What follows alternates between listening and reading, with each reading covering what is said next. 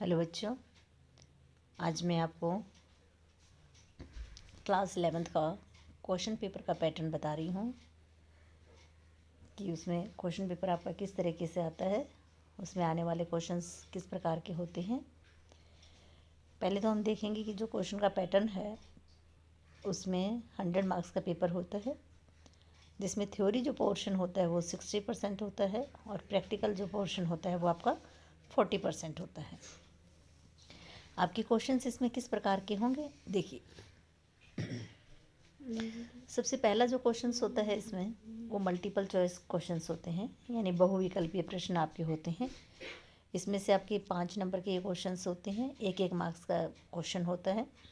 आप दिए गए प्रश्नों में से सही विकल्प चुनकर लिखना होता है इसमें आपको। जैसे मैंने एक एग्जाम्पल दिया है, who is the father of computer, तो इसमें से जो सही ऑप्शन होगा उसको चुन कर आपको लिखना है।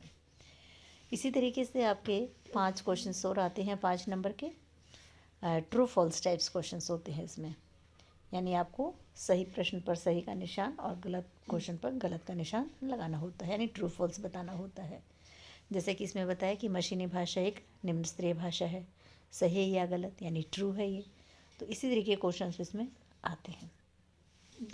उसके बाद 5 प्रश्न इसमें आपके फिल इन द ब्लैंक्स के आते हैं, यानी आपको खाली स्थान भरना होता है। जैसे कि एग्जाम्पल में दिया गया है, प्रथम पीढ़ी में का प्रयोग होता था, वैक्यूम ट्यूब का प्रयोग होता था। डेटा टाइप प्रकार के होते हैं, 4 प्रकार के होते हैं। ब्रांचिंग एक स्टेटमेंट है, कंट्रोल स्टेटमेंट है। तो इस तरीके से आपके 5 क्वेश्चंस होते हैं। उसके बाद आपके 5 प्रश्न आते हैं अति लघु उत्तरीय, यानी जिनका एक लाइन में ही उत्तर देना होता है। जैसे ऑपरेटर कितने प्रकार के होते हैं, तो इसमें बता सकते हैं कि ऑपरेटर के प्रकार बताएंगे, या C++ भाषा का आविष्कार किसने किया, हेक्साडेसिमल संख्या का आधार कितना होता है, 16। इस तरीके से आपके 5 प्रश्न होते हैं। उसके बाद आपके लघु उत्तरीय प्रश्न होते हैं, यानी शॉर्ट आंसर्स होते हैं, जिनका 20 से 25 शब्दों में उत्तर देना होता है। ये 10 मार्क्स के होते हैं।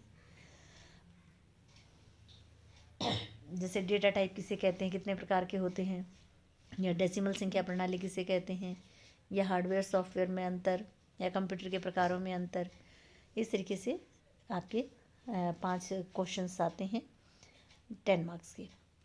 उसके बाद 5 क्वेश्चंस और होते हैं 10 मार्क्स के, जैसे बाइनरी संख्याओं को जोड़ना है, घटा करना है, गुणा करना है, या दशमलव संख्याओं को बाइनरी में बदलना, या हेक्साडेसिमल संख्या को डेसिमल संख्या में बदलना, या बाइनरी में बदलना, या वंस कॉम्प्लीमेंट और टूज कॉम्प्लीमेंट फाइंड करना। इस तरीके के क्वेश्चंस आपके ये नंबर सिस्टम के अंतर्गत आते हैं।